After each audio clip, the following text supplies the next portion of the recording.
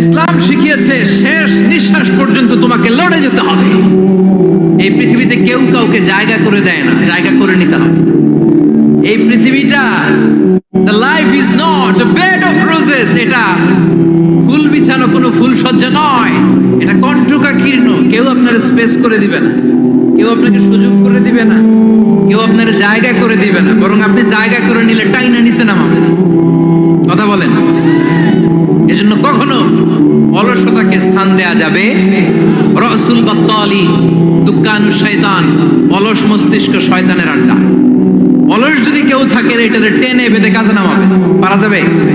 আল্লাহ তাআলা ততক্ষণ পর্যন্ত কোনো জাতির ভাগ্যের চাকার পরিবর্তন করে না যতক্ষণ পর্যন্ত ওই জাতি নিজে নিজের ভাগ্যের চাকার পরিবর্তন করতে না চাইছিল। এখন ঠিক কি না? আমরা আজকে অলসতাকে নো বলে যাবো এই মাহফিল থেকে। অলসতাকে আমরা কি বলবো?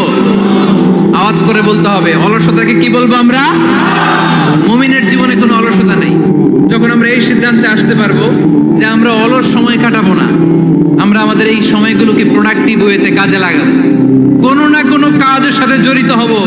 Never under estimate any job, whether it's big or small, বড় হোক বা ছোট হোক, কোনো কাজকে আমরা ছোট করে দেখবো না। যে কোনো কাজ করো না ভাই, যে কোনো কাজ করো তা যেন হয় সবার চেয়ে সবচেয়ে সুন্দর। আমাদের অবসর সময়গুলোকে কাজে লাগানোর দরকার আছে না নাই? আমরা নিজেদেরকে কর্মঠ করে কর্মজীবী হিসেবে, শ্রমজীবী হিসেবে নিজেদেরকে প্রতিষ্ঠিত করতে চাই। রাজি আছে মুসলমান? লজ্জা কিসে? লজ্জা কিসে?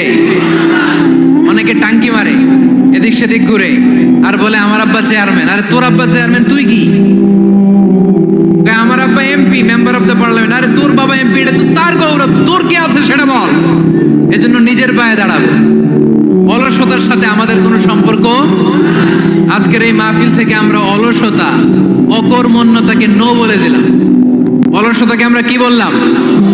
আরো জোরে বলতে হবে। অলসতাকে কি বলবো? আর সবসময় কর্মঠ থাকবো, এনার্জেটিক থাকবো, নিজের